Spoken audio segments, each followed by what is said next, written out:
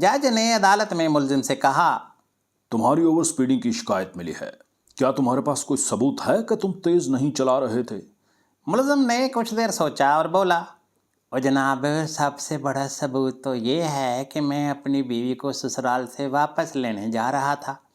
जज ने मुस्कुराते हुए कहा, भाई ये तो वाकई बड़ा सबूत है।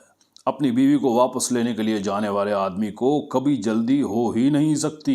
ये मेरा ज़ाती तजर्बा है, इसे बाइज्जत बरी किया जाता है।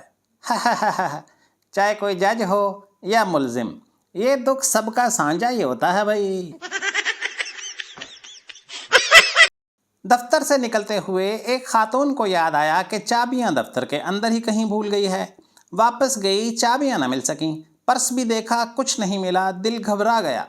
उफ, कहीं गाड़ी की चाबियां गाड़ी के अंदर तो नहीं रह गईं। दौड़ती हुई पार्किंग में पहुंची, लेकिन एकदम से बेहोश होते होते बची कि गाड़ी भी गायब है। फौरन पुलिस को फ़ोन करके गाड़ी चोरी की रिपोर्ट दर्ज करवाई। फिर दिल की तेज़ धड़कन के साथ डरते डरते शौहर को फ़ोन किया और बताया, ओ जी गुस्सा न कीजिएगा, गाड़ी चोरी हो गई है। शौहर ने गुस्से में जवाब दिया, ओ बेवकूफ़ औरत, मैंने तुम्हें खुद दफ्तर ड्रॉप किया था सुबह। खातून ने शुक्र अदा किया और बोली, फिर आकर मुझे ले जाएं। शौहर ने झुंझला कर कहा, ओ ले तो जाऊंगा, लेकिन पहले पुलिस को यकीन तो दिला दूं कि तुम्हारी गाड़ी मैंने नहीं चुराई।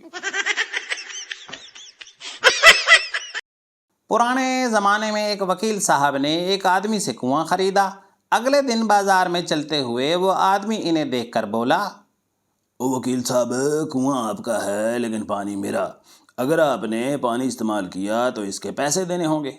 वकील साहब पहले तो कुछ परेशान हुए और फिर बोले, भाई मैं तो खुद कल से परेशान हूँ कि तुमने कैसा कुआं मुझे बेचा है।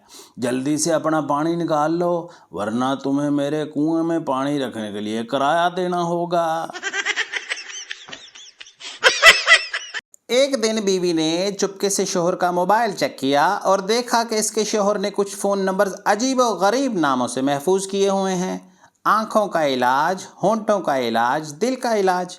ये देखकर बीवी का चेहरा गुस्से से सुर्ख हो गया। इसने फ़ौरन अपने फ़ोन से शौहर के फ़ोन पर कॉल की तो देखा कि शौहर के फ़ोन की स्क्रीन पर इसके नाम की जगह लिखा आ रहा था ला इलाज। और लतीफ़ा पूरा तो सुनते जाएं। फिर इस ला इलाज ने जो शौहर का किया इलाज, तो डॉक्टरों ने शौहर को कहा ला इलाज। एक पागल खाने में सहाफ़ी ने डॉक्टर से पूछा, आप कैसे पहचानते हैं कि कौन पागल है और कौन नहीं?